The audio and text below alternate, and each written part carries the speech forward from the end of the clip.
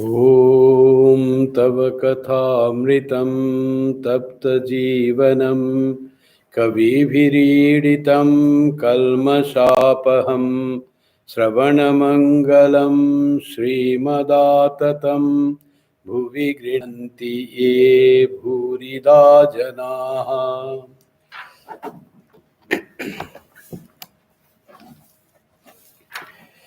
Today's scripture is the Gospel of Sri Ramakrishna, and we are continuing on page 358. So the entry dated is December 23, 1883. M was living with Sri Ramakrishna for more than a week, and Sri Ramakrishna had revealed many things to M, and that M is writing about that. When Sri Ramakrishna was talking with the Divine Mother, if you remember last time's Gospel class, he said Sri Ramakrishna was talking with the Divine Mother in such a way that even the stone would melt. That was the feeling of Sri Ramakrishna's conversation with Mother Kali. Page 358, first paragraph. Yam sat there speechless and looked at the divine manifestation in the Master. He said to himself, the Master is an ocean of mercy that knows no motive. He has kept himself in the state of a Paramahamsa that he might, as teacher, awaken the spiritual consciousness of myself and other earnest souls. That is the relationship between the teacher and the disciple, where teacher is very divine and disciple feels that this divinity has come for my sake to make me cross the ocean of samsara. And for me and for people like me, not only individual, but it is God himself has come. He was trying to understand Sri Ramakrishna. And he had gone quite close to understand who Sri Ramakrishna was. His faith in Sri Ramakrishna as an incarnation of God was becoming stronger and stronger. And now it has come almost to the stage that God, Supreme Being, Brahman, himself has become this flesh and blood in Sri Ramakrishna, come to give knowledge and devotion to the humanity. So, with that thought, how much would be the relationship? How wonderful would be the thought that someone is living with God? So, we can't imagine that someone is living with Sri Krishna or with Sri Rama, and knowing that Sri Rama or Sri Krishna is an incarnation of God.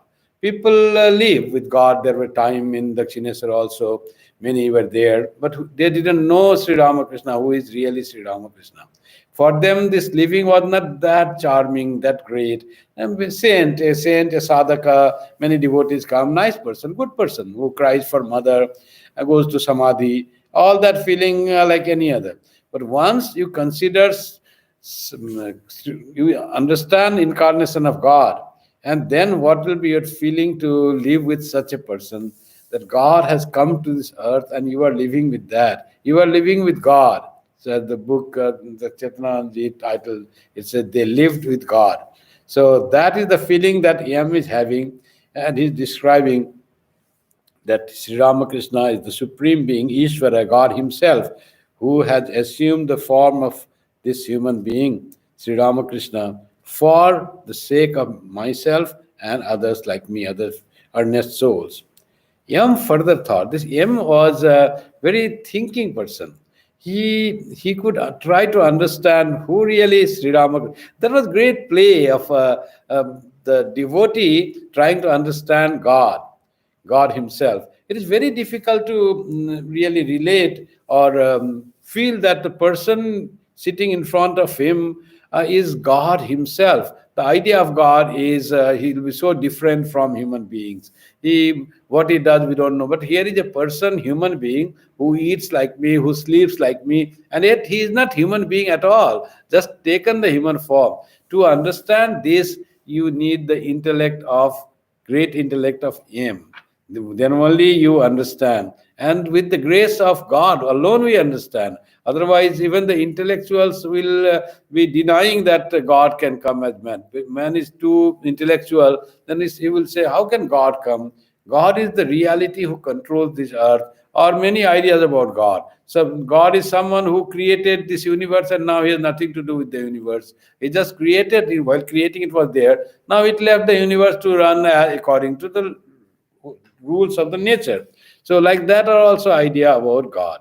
So but to think that God comes again and again for the sake of human beings, and now he has come for my sake and for the sake of some earnest seekers like me, that relationship is very wonderful. And trying to understand the incarnation of God is not an easy thing. M further thought, the master says Advaita Chaitanya Nityananda. That is to say, through the knowledge of the non dual Brahman, one attains consciousness and enjoys eternal bliss. See, this Advaita Chaitanya Nityananda from the characters of Chaitanya, of the Parshads of Chaitanya Mahaprabhu, who had come during Chaitanya Mahaprabhu, himself incarnation of God. But he plays on the name of them. So Advaita Chaitanya Nityananda. Advaita was a devotee, was senior to Chaitanya Mahaprabhu. Nityananda was companion or friend of Chaitanya Mahaprabhu. So here it says the Advaita Chaitanya Nityananda. Chaitanya is the highest incarnation of God. Advaita was a living man. Nityananda was a companion of Chaitanya Mahaprabhu, came to promote his work after Chaitanya Mahaprabhu would give up his body. So to disseminate the devotion that Chaitanya Mahaprabhu has roused among the masses for some time. So it seems like that Nityananda is as if he is the goal, from Advaita to Chaitanya to Nityananda. It's just a play of name, not the personality itself. Here the Advaita is the devotee, senior devotee of Chaitanya Mahaprabhu. But here Advaita means really Advaita knowledge. He brings the character but just puts the name.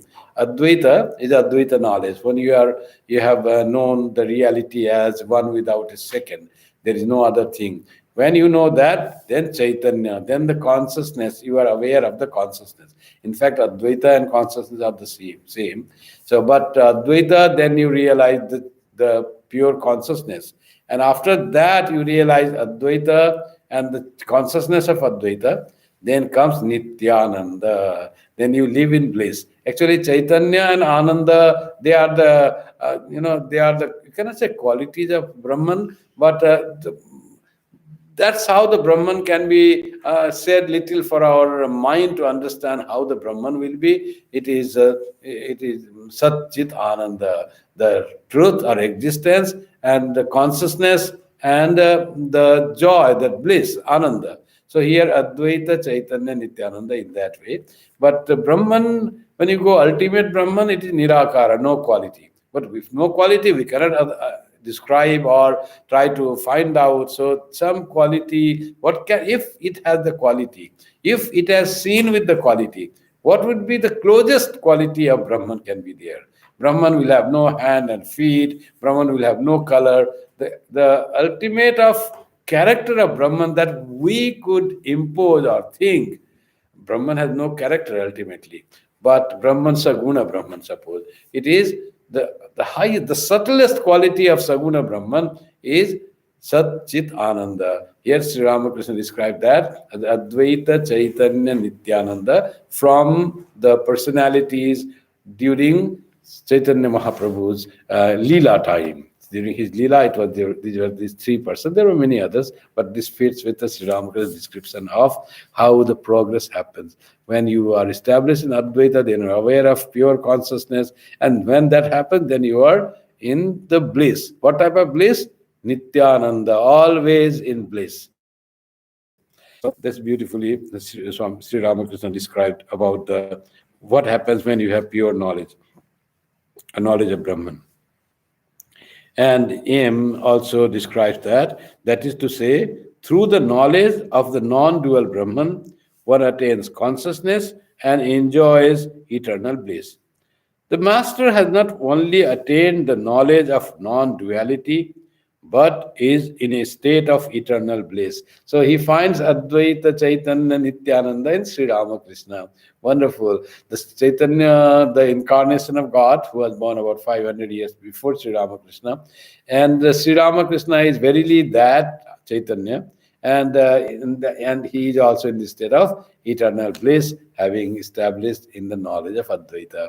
That's what Ames thought about Sri Ramakrishna. Now, what he says? He is always drunk with ecstatic love for the mother of the universe. How mm, how M is understanding Sri Ramakrishna's state, that he is always in that ecstatic state of love. Though he has attained the Nirvikalpa Samadhi, where one transcends all this plane of this Maya, this world and worldly creation, and then he comes back and he's always, after that, he's in the always state of ecstatic love of the Divine Mother. And that's M has already seen. Let us see, M will describe it. With folded hands, Hajra looked at the master and said, every now and then, how blessed you are, how blessed you are. So Hazra was saying that he loves more of Dvaita thing, not of worship of Divine Mother. That's how he used to preach to the younger people, and he used to do a lot of japam. But was not real sadhaka. But some more inkling was there. He came. Sri Ramakrishna brought him to the Kshineswar. He had some good karma, definitely. Otherwise, how you would have so much company of Sri Ramakrishna? Now and this, Sri Ramakrishna's that blissful state, his superhuman qualities, those all will be found out by this Hadra. But again, he would forget in Maya, and then he would say, "Oh!" And once he said, while Sri Ramakrishna asked him, and he was praising about Naren. In Naren, it's all Sattva-guna, he said. Like Naren is some percentage he gave. It is like 75% Naren has knowledge. Then Sri Ramakrishna asked him, and how much you have? Oh, I have 100%.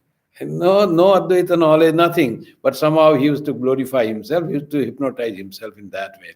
Then Sri Ramakrishna asked, what about me? Just jokingly.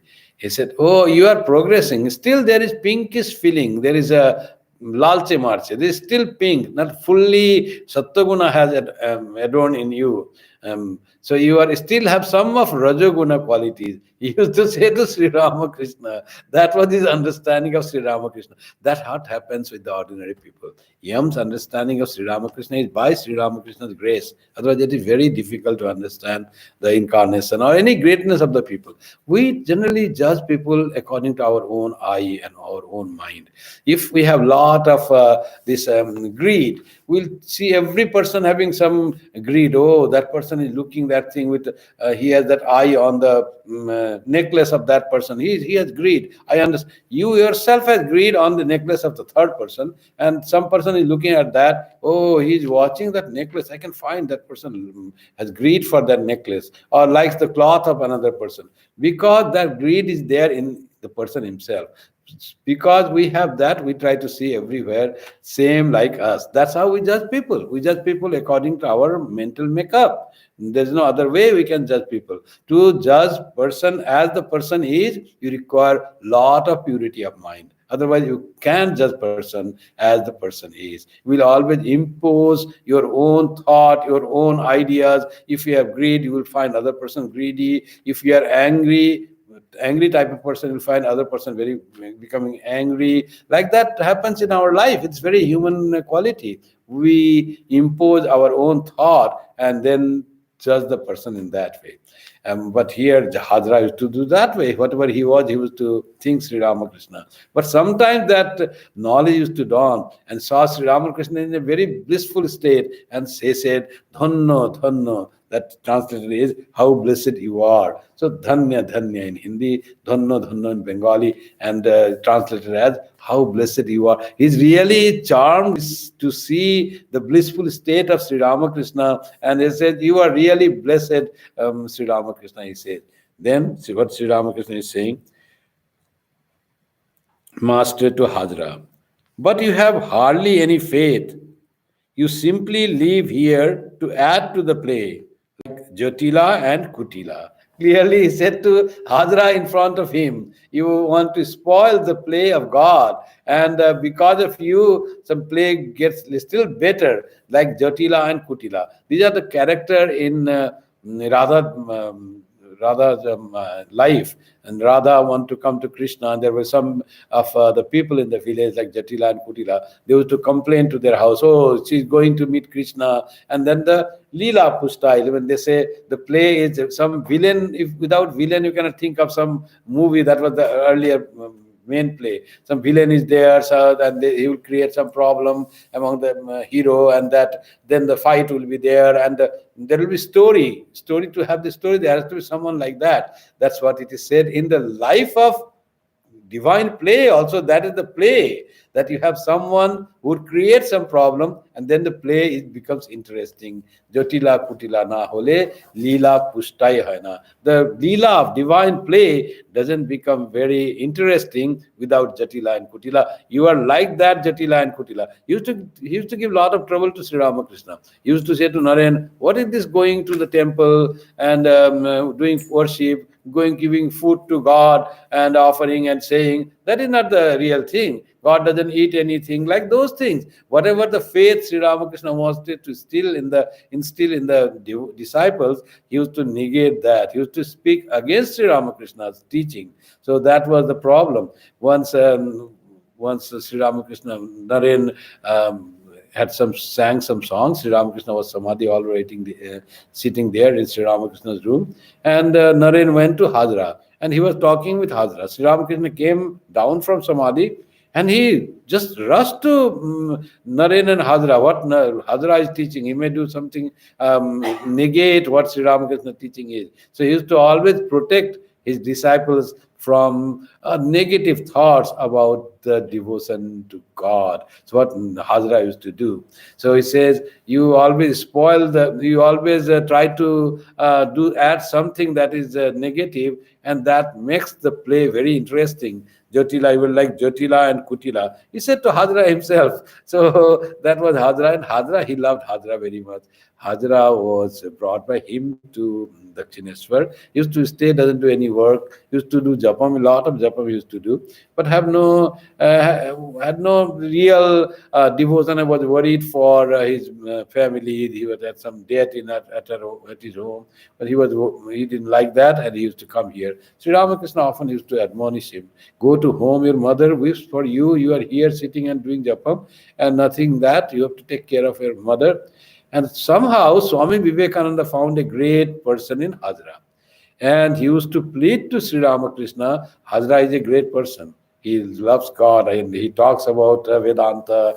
And then Sri Ramakrishna would say, you don't know Hajra, he just pretends it to be so. He has read some books, but no real sadhana is there. That nothing he speaks from the heart, but from the mouth, from what he has read. That's what his speaking is. He has not realized anything what he has spoken. But Swami Vivekananda was very much impressed with the learning of Hajra. Whatever he spoke, it made sense to him. And when Sri Ramakrishna said that, he used to say, no, I have checked Hajra, he's a nice person.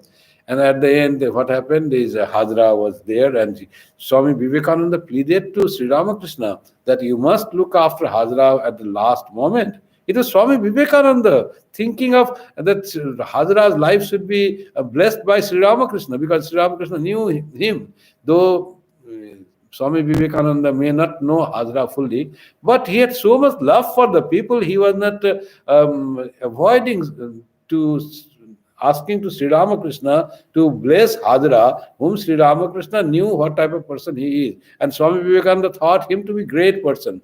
Even then, that what he was saying about Sri Ramakrishna, about Hajra, was not what Hajra is. According to Sri Ramakrishna, he went to Sri Ramakrishna and said, you have to bless him, bless Hajra, and at the end, he must have you. So like that thing is Sri Ramakrishna, Swami Vivekananda's heart. Swami Vivekananda's heart was so soft, his love was so great, so he didn't judge person that much, and he didn't go for knowing the person.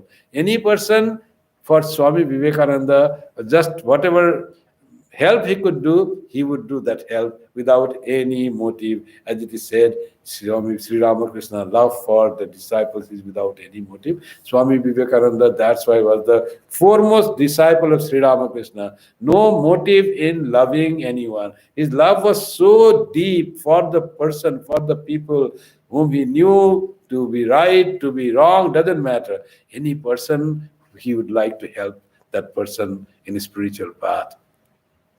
And also, we have seen many stories, many instances when some chariot, some bull was chasing a woman whom Swami Vivekananda didn't know. They had come with some other people, and one mad bull started chasing that, and all men and other women fled, and that lady was stuck on the ground, and bull was chasing at a very high speed, and Swami Vivekananda came and faced the bull. So he was stood between the lady and the bull, and the bull somehow just stopped before hitting Swami Vivekananda. So that was Swami Vivekananda's love for humanity. Swami Vivekananda's heart was so full of love. All you say Advaita, knowledge, world is Maya. Where was that in the practical living of Swami Vivekananda? This Maya becomes reality. When you see this Maya as based on Brahman, as manifestation of Brahman, this becomes most dear. That's what all these people who have realized the truth, including Shankaracharya or your Ramana Maharshi or anyone else, Sri Ramakrishna, all they love this world and human beings, knowing that this is all the appearance. But somehow this appearance is of what? Appearance is stationed or based on the Brahman. This is the Brahman appearing as this. So love, Brahman is love. That Ananda is expressed as love. And that love is so much expressed in their life. Swami Vivekananda, Sri Ramakrishna were all like that. Sri Ramakrishna was practical, he could understand the person in and out. Swami Vivekananda did not care to understand the person. When Sri Ramakrishna said, I want to give you all the power that I have, he could know the person. Sri Ramakrishna could see the person inside out. And Swamiji said, no, does it give God realization? It may not give God realization, but it will make you, help you in your work, spiritual work. He said, if what doesn't give me God realization, I don't want. He just refused to take all the siddhis, all the glories of a rich, spiritual, rich means a spiritually rich person. So that was Swami Vivekananda's greatness, and Sri Ramakrishna could understand that's what he said about the Hadra. Not that he hated Hadra in any way, but Hadra, this hypocritic attitude, he didn't like that. Not the Hadra, but Hadra's attitude. He could make that fine distinction which we cannot make. We consider the person and the quality of the person as one, and always identify person with the qualities. In the afternoon, M paced the temple garden alone. He was deeply absorbed in the thoughts of the Master and was pondering the Master's words concerning the attainment of the exalted state of the Paramahamsa after the elimination of grief and desire. M said to himself, who is this Sri Ramakrishna acting as my teacher? Has God embodied himself for our welfare? The Master himself says that no one but an incarnation can come down to the phenomenal plane from the state of Nirvikalpa Samadhi. So he's asserting that Sri Ramakrishna is God incarnate. So seeing Sri Ramakrishna day and night, and he has been living with Sri Ramakrishna, seeing him day and night, and trying to assert that Sri Ramakrishna can be no other than God. He had been into Samadhi, came down to Samadhi, and he came to, Sri Ramakrishna says, if one becomes free from grief and desire, then you have real love for God arising in you, growing in you, free from grief and desire. Actually, desire is the cause of grief, but those both have to go. Grief or worries, all have to go, and all will go. Then the knowledge of God or love of God dawns in our heart. Monday, December 24, 1883. At 8 o'clock in the morning, Sri Ramakrishna and M were talking together in the pine grove at the northern end of the temple garden. This was the 11th day of M's stay with the master. He's away from his home, from his children, from his wife, and staying with master 11th day. 10 days he was here, totally absorbed in Sri Ramakrishna, doing lot of tapasya at night, lot of meditation at night, and studying and thinking about Sri Ramakrishna. And early in the morning, he's pacing, he is with in the morning. M was talking with Sri Ramakrishna. He gives the beautiful where the talk was, what was the time, what was the date, how many days has happened. Not just a conversation, but whole scenario, so that we can visualize that Yam and Sri Ramakrishna are walking near the northern end of the temple garden, and it's not the courtyard of the temple. It's outside the courtyard, beyond Panchavati, near Bale tree on the northern side, on the bank of the Ganga, where there was Chautala, they call. In English, it is translated as pine grove. So I don't think this is now there, but it was there during Sri Ramakrishna's time. So it was winter. The sun had just risen.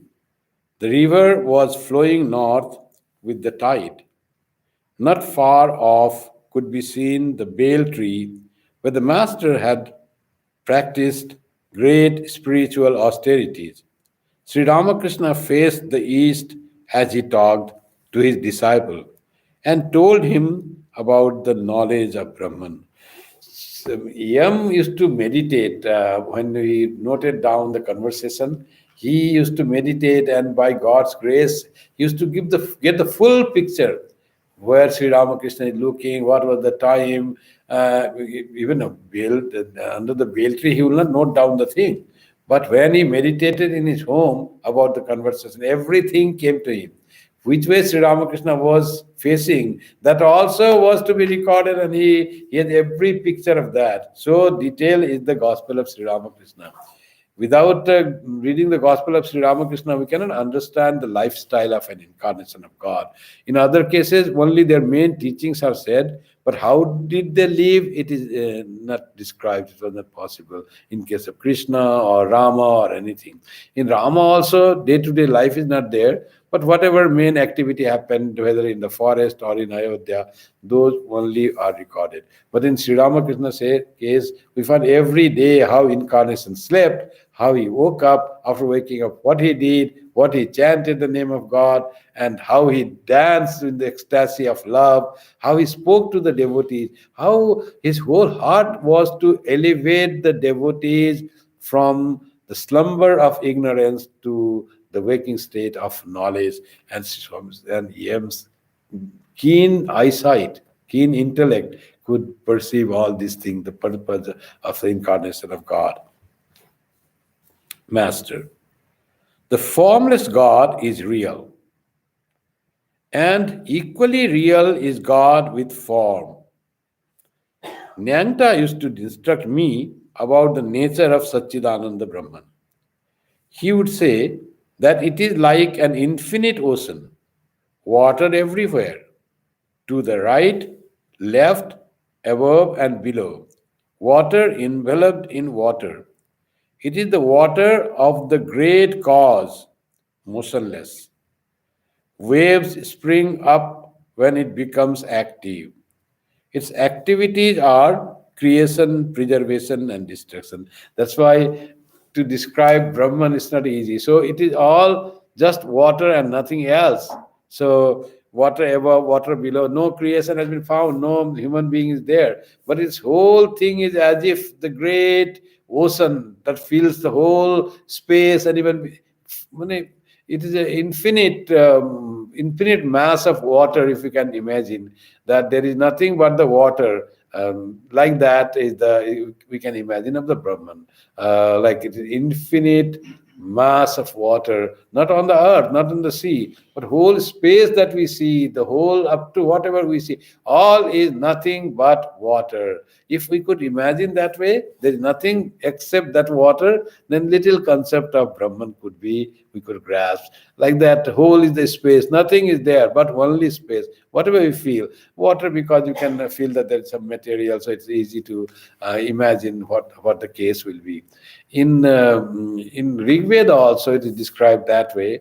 It was before creation what was there. So before creation they said it was all darkness. And Swami Vivekananda describes the darkness was such, the darkness was covering darkness. There was nothing but darkness, darkness covering that darkness. Like that, Nent also said, water covering water. There is nothing but one type of water. That is a description of something covering something. Darkness covering darkness means what? Nothing but darkness all around of the creation. Nasadiya Sukta of the Rig Veda says that here Sri Rama, here Totapuri said to Sri Ramakrishna how to have the idea of Brahman. That's only water. And that is inactive, nothing, no motion, nothing is there. And suddenly in that waves start coming. And then that are the creation, preservation, and destruction. That is what the Brahman's power. When that wave happens, then we call that Brahman as Maya, as Shakti. The same Brahman, when it is acting, when it is active, we call Shakti, and when it is inactive, we call Brahman. Brahman and Shakti are identical. That's what Sri Ramakrishna's view about Brahman and Shakti is. So waves spring up when it becomes active. Its activities are creation, preservation, and destruction. That is the activity of the Brahmans or Shakti's domain that happens. In Premesananji, one of the songs, it is said, Arupo Shayare Leela Lahari. The Arupo Shayar, the ocean had no form. It is infinite ocean of consciousness, the ocean of consciousness. On that, there was a wave, the wave of kindness, compassion that blew the water here, as it were. And then the ripples started coming, waves started forming from and that Brahman. And one of that wave is Sri Ramakrishna. The Brahman itself becoming Sri Ramakrishna. That's what the song of Arupa Shayari Leela Lohari is. Swami Premesananda description comes along very close to this. Totapuri is describing Brahman to Sri Ramakrishna. Again, he used to say that, Sri Ramakrishna is describing, again he used to say that Brahman is where region comes to a stop.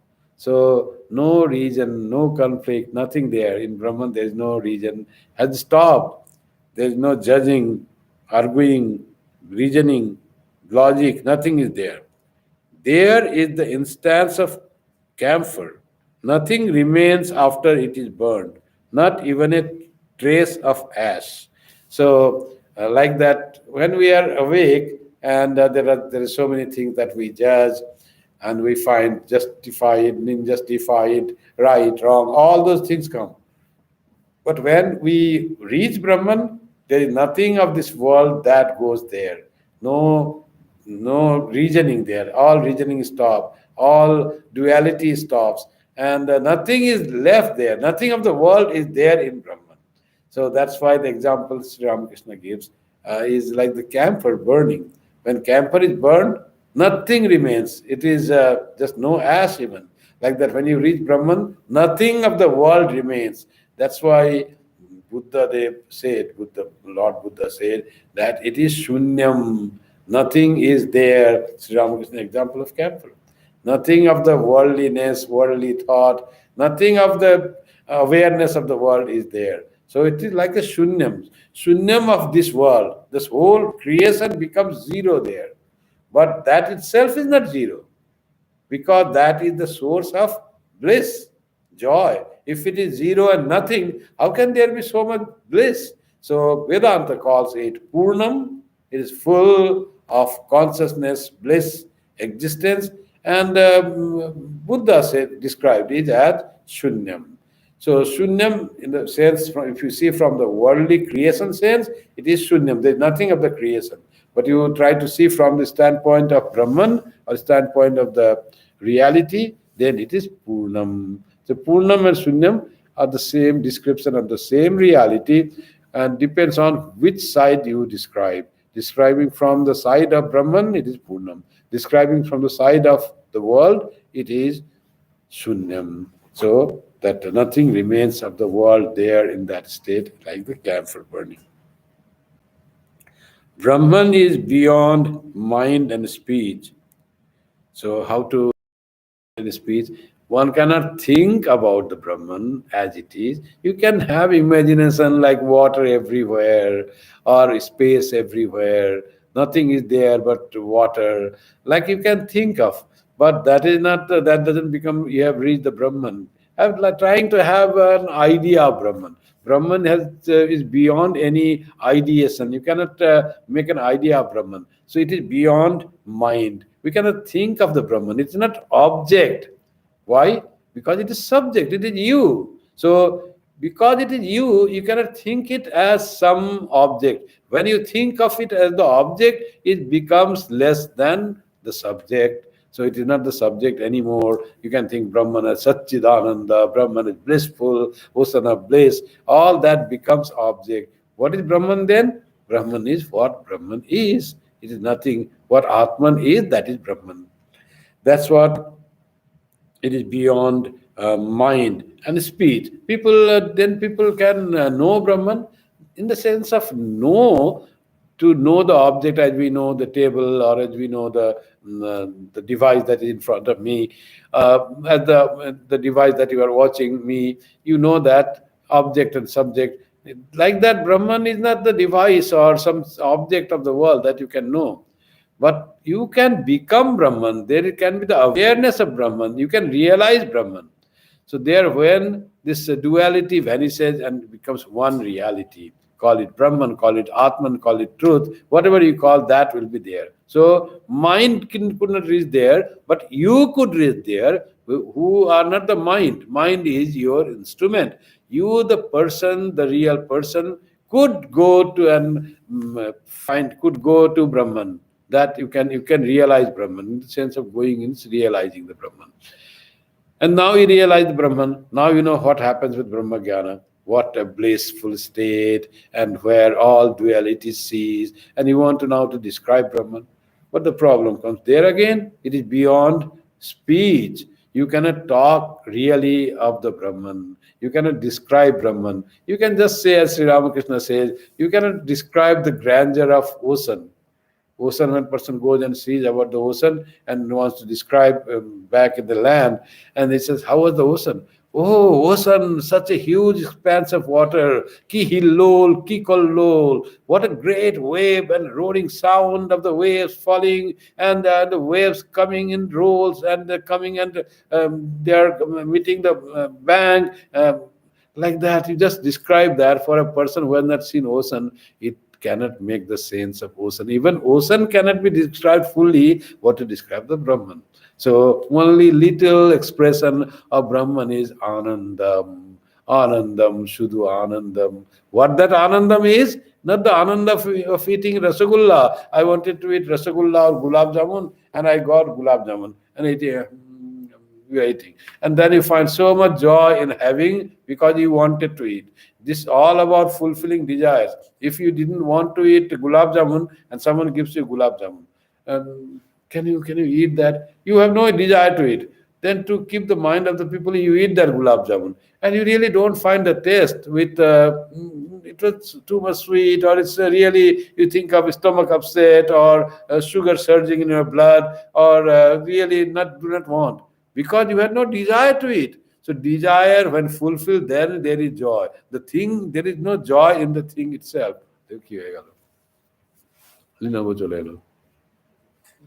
Come.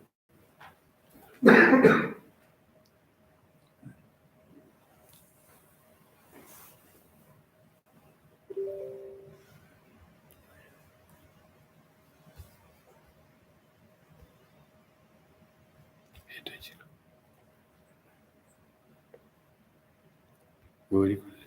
Thank you. So that is what Brahman is beyond mind and speech. And Sri Ramakrishna gives the example. A salt doll entered the ocean to measure its depth, but it did not return to tell others how deep the ocean was. It melted in the ocean itself. So that is the condition of going to and realizing the Brahman. You are not able to speak about the Brahman. The doll totally melted. You totally melt in the Brahman. You become one with the Brahman. Then how will you describe about the Brahman?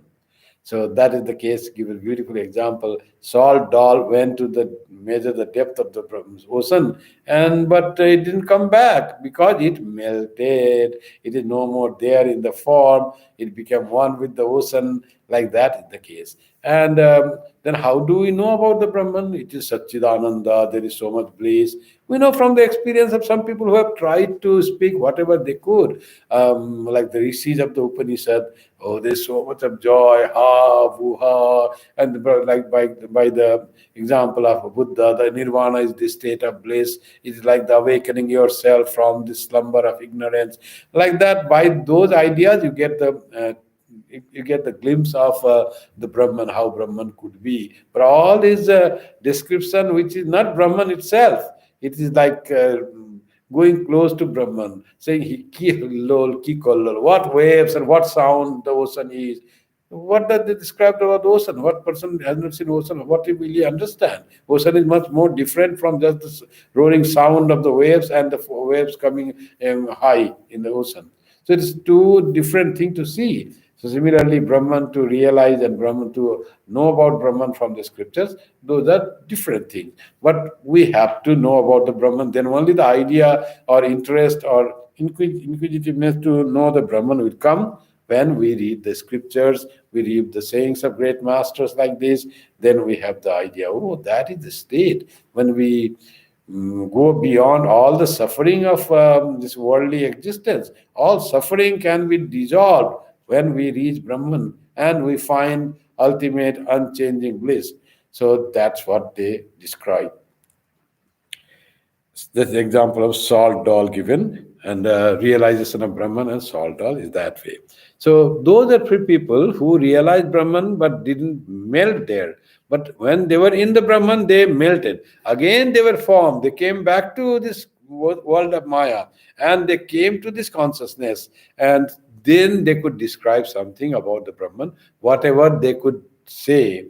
So that's what is the scripture's thing is. And Sri Ramakrishna says, by God's will alone, people can back and talk something about the reality. And he said, only incarnations of God or the Ishvara Kotis or very high, so or the parsads of God, of incarnation, the apostles of incarnation, they can come back from the state of Nirvikalpa Samadhi. That's what is being said. Salt doll goes there, it melts. Again, the salt molecules, they form the salt, and salt doll comes and says, oh, there's so much of bliss in being melting, getting melted to in the ocean. Nothing of the world remains there as it were. It's very rare case. We cannot imagine the salt doll goes, it melts. Again, the molecules gather together and become the salt and comes out from the ocean.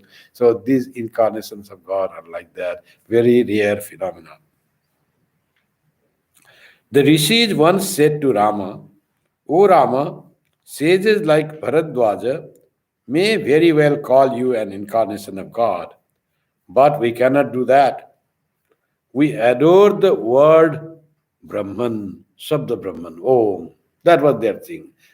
To know the Brahman, only Om they were doing. That's called Shabda Brahman. Om, the symbol of Brahman, that's called Shabda Brahman. Brahman in the form of word. Uh, so as in the Bible also it is said, this is the Vedas story, and Bible also says in the beginning there was word, and in the beginning there was word, and word was with God, and God was the word. That is what the Om is. It's already described in the Upanishad. That what was that word? In Bible is not fine, but it's the Om was the word that was with God, that is one with God. And that's called Shabda Brahman. Brahman expressed through the word, and word is Om. We do not want the human form of God. So we do not want that. We only worship God as the Shabda Brahman, as Om. And we do not want, even if you are Brahman in the human form, we don't want that. That's what they said to rishis. Rama smiled and went away, pleased with their adoration, because Rama, Om, and Brahman are same. So for adoring Om and not accepting Rama as the incarnation of God, it is nothing wrong in them. That was their attitude.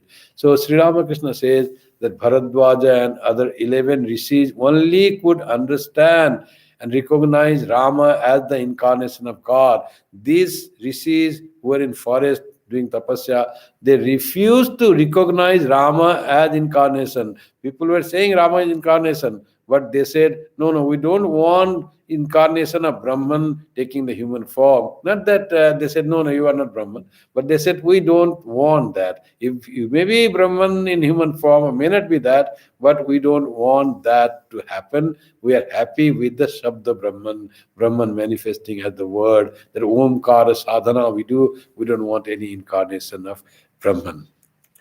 But the Nitya and Leela are the two aspects of the same reality. This often we say Nitya and Leela. Nitya is a nomenon, it's called in English. Leela is phenomena. Phenomenon is what we see, the world, created world. Nomenon is the real reality, not working, not modified, not being perceived as something different. That is Nitya, is that where there is no creation. Brahma in the Brahmic state. And Leela is Brahman in the Shakti state. And Sri Ramakrishna says Nitya and Leela are same. Yam had the idea, he liked the formless aspect of God. That's why he's emphasizing formless of aspect of God is true. God is formless, no doubt. But God is equally, God has the form. So incarnation of God is as true as the formless aspect of God. So that's what Sri Ramakrishna is trying to emphasize to Yem. But Nitya and Leela are the two aspects of the same reality. As I have said before, it is like the roof and the steps leading to it. The Absolute plays in many ways, as Ishvara, as the gods, as man, and as the universe.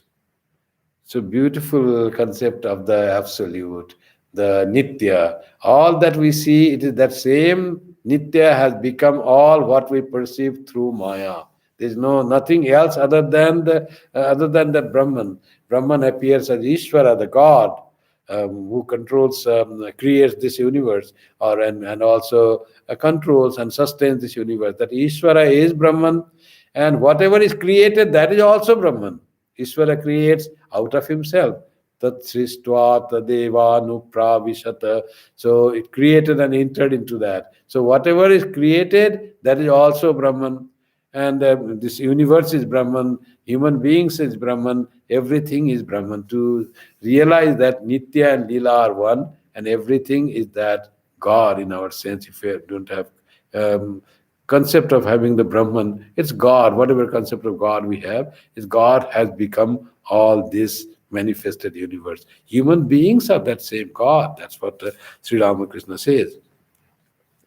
Now the question comes, why if he is God, why all human beings are not that great, not that kind, not that good? So there are answers for that. But every human being, the God resides in the heart of every being, every human being. That's what is the reality. The incarnation is the play of the Absolute as man. Do you know how the Absolute plays as man?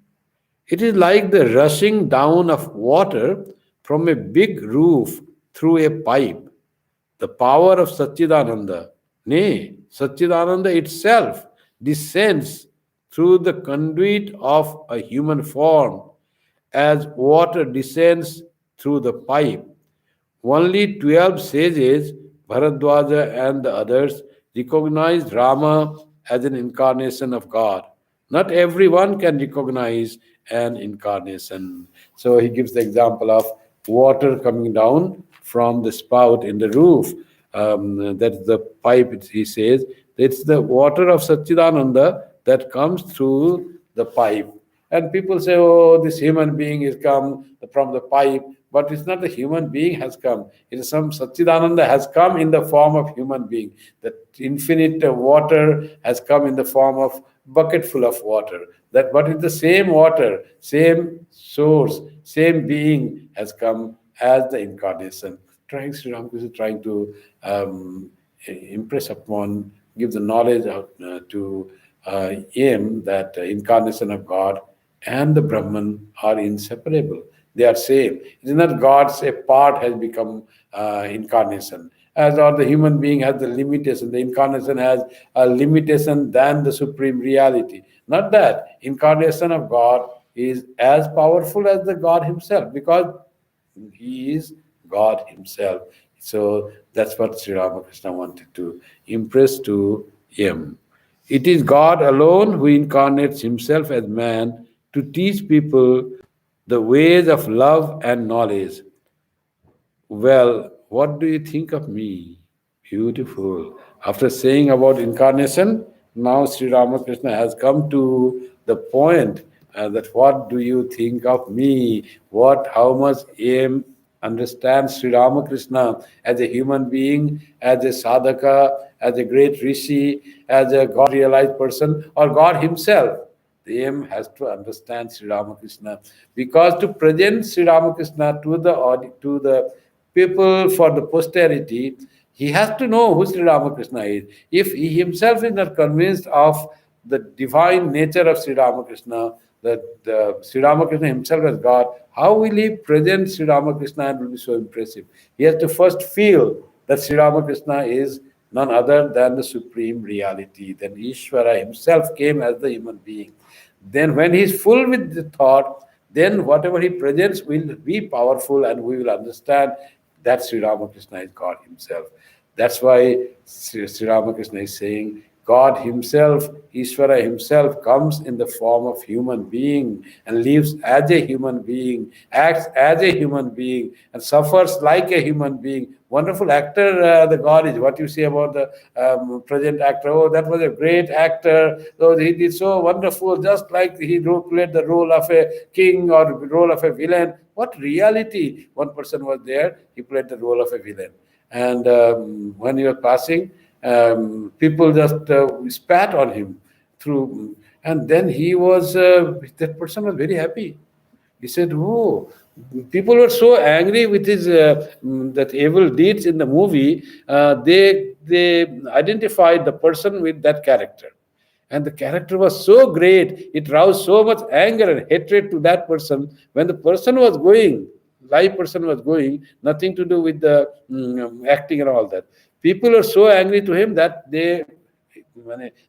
he spat on they spat on that person. One person was so angry, and then the actor was very happy. Oh, I did so beautiful acting that they identified me with the acting. That was the great reward, not this award and that award. That was the great reward, that people feel so happy when they do the acting of exactly that person.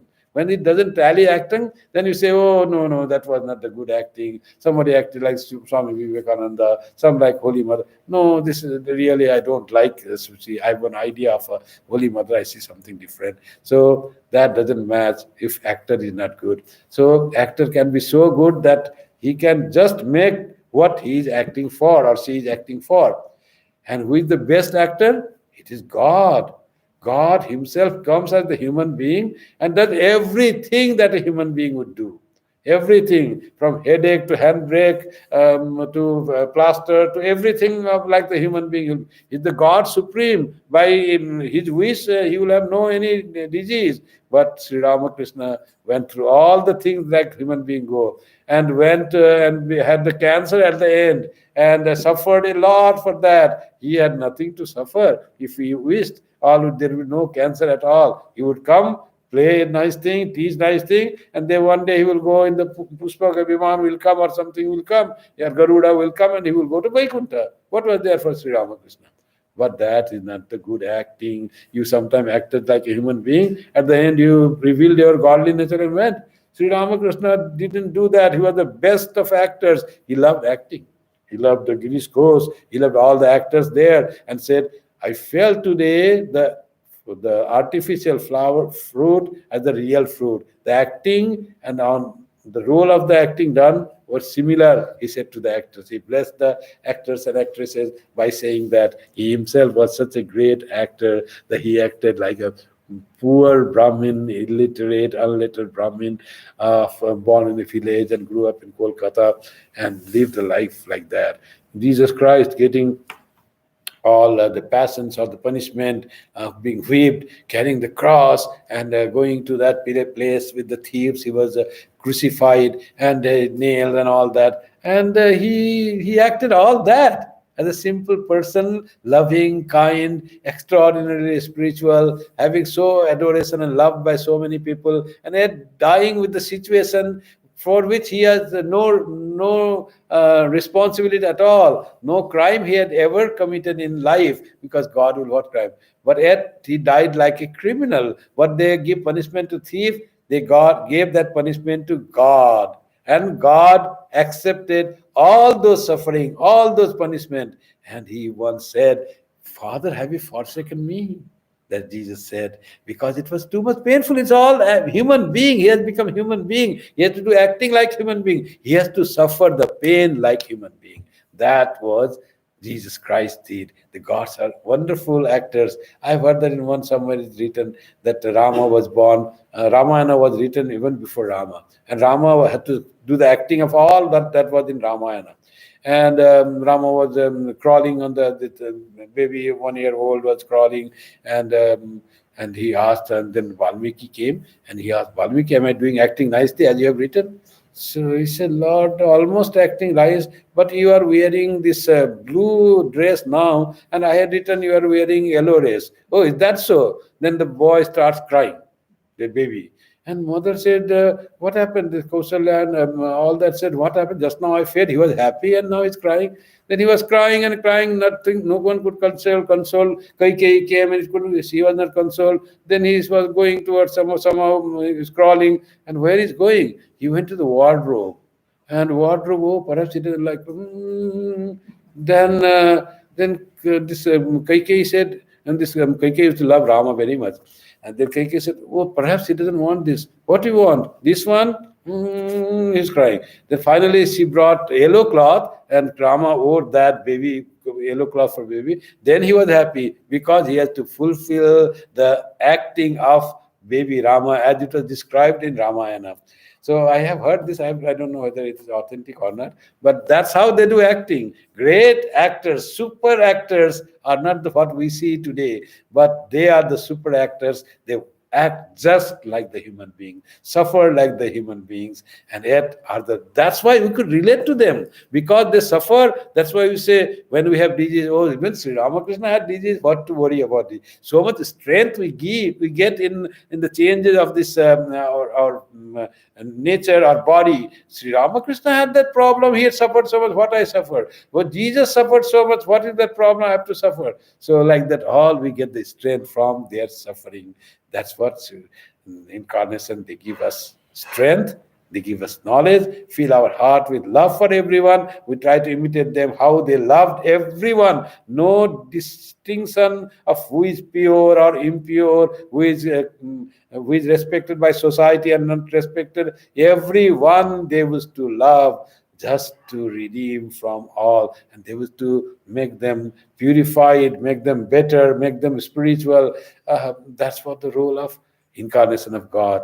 Our role is also to love every human being and disseminate the joy of Sri Ramakrishna to all, and not judge people, what is that, what is this, but to just give them love and try to and pray for them to Sri Ramakrishna. Lord, make him like Swami Vivekananda did to Hazara, make them good and make them accept the suffering of the world. May they be strong and a minute just they suffer because of weakness. They call one is pain and another is suffering. When you have pain, suffering is more. I have pain little of this booster dose, but I am not suffering that. If someone has hit me and I had this pain, I would say, oh, that person so bad, he hit me. Oh, I cannot raise my hand. I would suffer because of that. So suffering is your own thing. Pain is inevitable, but suffering you bring back. What hurts us is the suffering, and that is our making. Suffering is not inflicted by someone else. Pain might be inflicted, pain can be ignored. So that's what we need to do, not to suffer, because Sri Ramakrishna lived that life. No suffering, always in bliss. Even in the cancer, the throat pain, he was in bliss.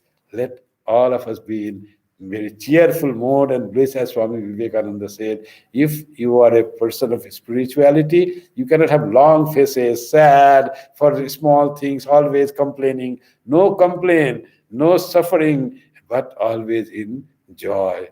That is the sign of a devotee of God, particularly followers of Sri Ramakrishna, Holy Mother, and Swami Vivekananda will have to manifest the strength to keep ourselves happy in all situations by not seeing defects in others, by not judging others. That is very, very important. If you always judge other person, then you will suffer. Thank you very much. With this, we close today's scripture class. We'll meet next Friday. Now the closing chants. Om Shanti Shanti Shanti Hari Om Tat Sat Sri Ramakrishna Arpanamastu Jananim Saradam Devim Ramakrishnam Jagadgurum Padapadme Tayo Shritva Pranamami Muhurmu. Thank you and good night to all of you. Have a wonderful night and get up tomorrow fresh, energetic, and more of God in you to feel the next happy day. All the best. Joy Ma.